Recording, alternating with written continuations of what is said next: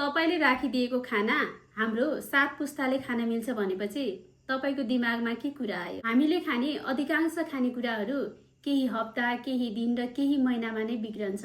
तर तपाईलाई विश्वास लाग्छ एउटा यस्तो खानेकुरा छ जुन 3000 वर्ष पुरानो भएर पनि खान योग्य छ? अचम्म लाग्यो नि है?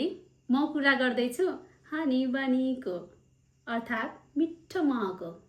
यो कुनै मिथ होइन नि फेरि। आर्कोलोजिस्ट नतासा गेलिङले गरेको रिसर्चमा यो कुरा उल्लेख गरिएको छ। प्राचीन इजिप्टका समाधिहरू उत्खनन गर्दा हजारौं वर्ष पुराना महका भाँडाहरू भेटिएका थिए, जसमा रहेको मह बिग्रिएको थिएन। इजिप्टमा रहेका राजाहरूको लागि यो कुनै सम्पत्ति भन्दा कम त थिएन।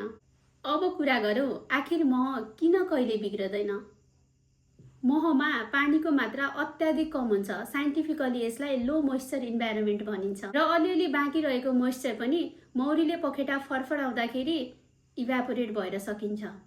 र पानी ब्याक्टेरियाहरूलाई बाँच्नको लागि चाहिन्छ जुन हनीमा हुँदैन। त्यसैले गर्दा उनीहरूको जीवन सम्भव नै हुँदैन।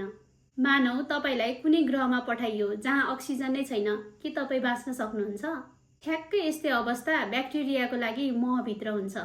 महमा एसिडिक फिचर पनि हुन्छ र महको पीएच लेभल 3 to 4.5 को बीचमा हुन्छ, जुन जीवाणुको लागि बाँच्नको लागि उपयुक्त हुँदैन। जब सभ्यताहरू हराए, राजाहरू इतिहास बने, त्यो बेला पनि हजारौं वर्ष पुरानो रहेको महको भाँडोले वर्षौंको कहानी देखाइदियो। यस्तै इन्ट्रेस्टिङ फ्याक्टको लागि फलो अस।